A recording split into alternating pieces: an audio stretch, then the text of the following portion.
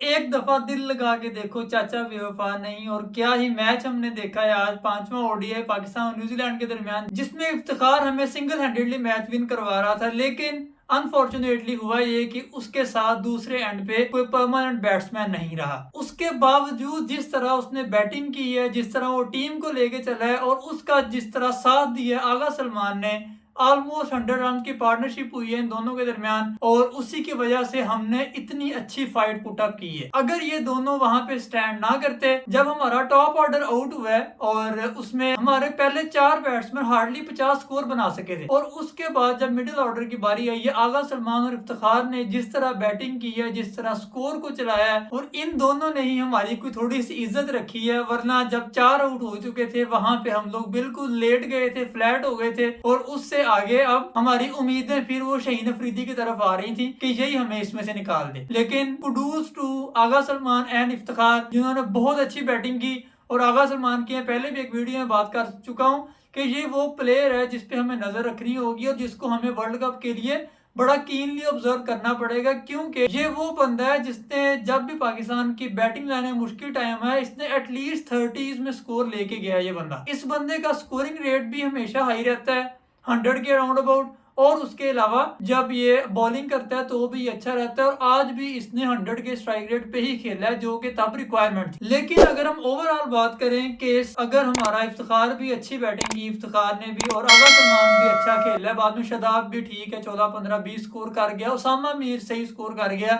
हम लोगों ने मार कहां पे खाई है? हमने मार अगेन टॉप ऑर्डर में ही खाई है। जो मैंने पहले भी एक वीडियो में बात की थी कि हमारा जो टॉप ऑर्डर है वो 100 के स्ट्राइक रेट पे ही नहीं जाता। हमारा टॉप ऑर्डर सारा का सारा 80s 90s के स्ट्राइक रेट में रहता है, और उसकी वजह ये बनती है कि प्रेशर मिडिल ऑर्डर या फिर टेल एंडर्स पे आता है। और इन केस जिस दिन वो फेल होंगे तो आपको पता चलेगा कि आप 250 पे एंड कर जाओगे। न्यूजीलैंड के टेल एंडर या मिडिल ऑर्डर ने आज कोई खासी परफॉर्मेंस नहीं दी, लेकिन उन्होंने फिर भी 300 स्कोर किया। उसकी वजह यही थी कि उनका जो टॉप ऑर्डर था वो 100 के स्ट्राइक रेट से खेला। उनके पहले पांचों बैट्समैन या 100 पे रहे हैं या 100 प्लस पे गए हैं, और यही वजह थी कि उन्होंने एंड पे 5 ओवर में 30 स्कोर ही किया। लेकिन उन्होंने पहले प्लेटफॉर्म ऐसा सेट किया हुआ था कि उनको आखिरी 5 ओवर अगर नहीं भी लगे फिर भी वो 300 पे पहुंचे। लेकिन हमारे केस में क्या हुआ कि अगर 4 बैट्समैन पहले आउट हुए हैं तो वो कोई 3 4 10 ओवर खा के गए हैं। फखर जमान ने 10 ओवर शायद या उससे भी ज्यादा बॉल्स खेल के फिर 30 स्कोर की है। तो इसी तरह बाकी बैट्समैन जितने भी हैं हमारे, एटलीस्ट उन्होंने 3 3 ओवर खेले हैं, और स्कोर कितना किया है? 5 7 4 5। ये वजह बनती है आपके टेल एंडर्स पे प्रेशर आने की। और फिर अगर टेल एंडर्स फेल हो जाएं तो आप लोग ऐसे एक्सपोज होते हैं जैसे बैटिंग थी ही नहीं। बाकी कराची वालों, आप लोग घरों में रह लेते तो ज्यादा अच्छा था। 2 मैचेस में आप लोग नहीं आए तो वन साइडेड मैचेस हुए हैं और पाकिस्तान ने पूरी तरह डोमिनेट किया है। आज ये लोग मैच देखने आ गए हैं तो सिचुएशन आपके सामने है। इससे बेहतर था घरों में बैठ के, जिस तरह बाबर ने कहा था कि टीवी में बड़ा सपोर्ट करते हैं तो अब टीवी पे स्पोर्ट करते रहते, हमें वही स्पोर्ट चाहिए थी।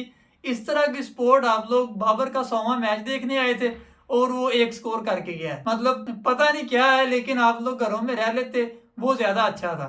आप लोग मुल्क चलाओ, कराची चलाओ, लेकिन स्पोर्ट्स जो है उसको आप साइड पे रहने दो, हम लोग स्पोर्ट्स चला लेंगे। वैसे टॉप ऑर्डर जब आउट हुआ और उसके बाद न्यूजीलैंड ने भी हमें बड़ा सपोर्ट किया है। सपोर्ट इस सेंस में कि जितनी भी हमारी फाइट है उसमें न्यूजीलैंड का भी कुछ ना कुछ रोल है।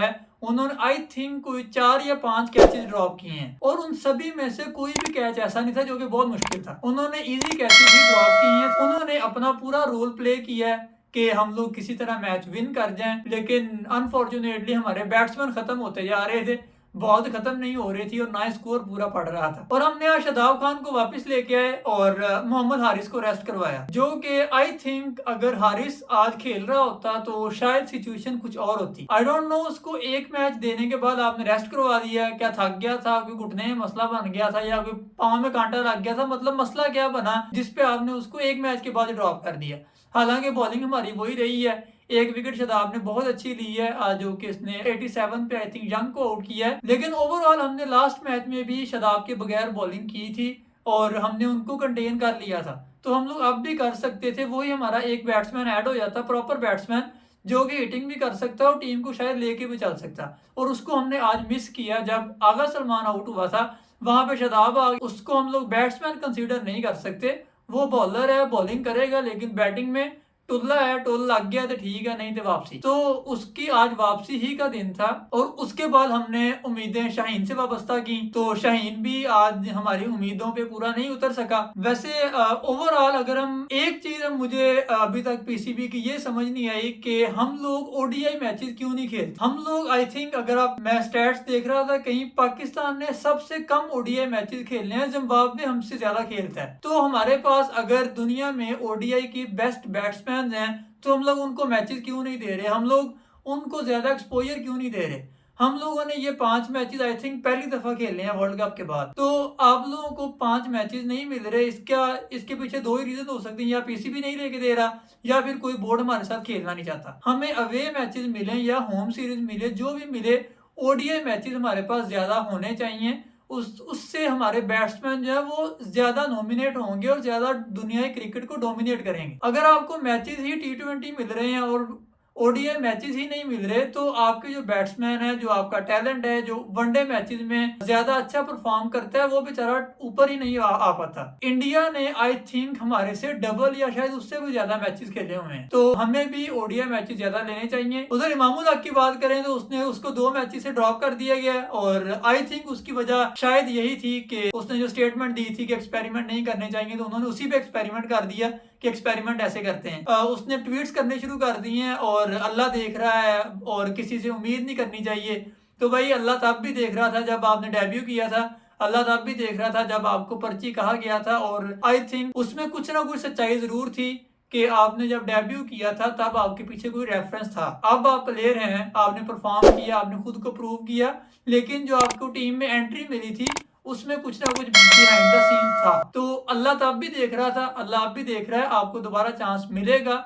आपने अच्छी बैटिंग की है, लेकिन किसी और को ही मौका देना चाहिए था और वो मिला। तो इन दी एंड ये कि बाबर का 100th मैच था आज, और उस मैच में अनफॉर्चुनेटली बाबर कुछ खास परफॉर्म नहीं कर पाए। आई थिंक 4 बॉल खेली हैं, 4 बॉल का मेहमान था जिसको देखने के लिए कराची का क्राउड आया था। तो जब वो आउट हुआ, Karachi crowd was put to silent और this was the end of his 100th match. बाकी देखते हैं उससे अगली हमारी सीरीज कब, कहां और किसके साथ होती है। आगे एशिया कप आ रहा है, पता नहीं हम खेलते हैं नहीं खेलते, एशिया कप किधर होता है पता नहीं, उसके बारे में बहुत कुछ मसले मसाइल हैं, बहुत सारी एम्बिग्विटीज हैं, बहुत सारे कंट्रोवर्सीज हैं। तो लेट्स सी हम लोगों को क्या मिलता है उसमें से। लेकिन उसके बाद बहुत बड़ा इवेंट वर्ल्ड कप आ रहा है। तो इस वीडियो में इतना ही, आपसे अगली वीडियो में दोबारा मुलाकात होगी, तब तक के लिए अपना ख्याल रखें। अल्लाह हाफिज।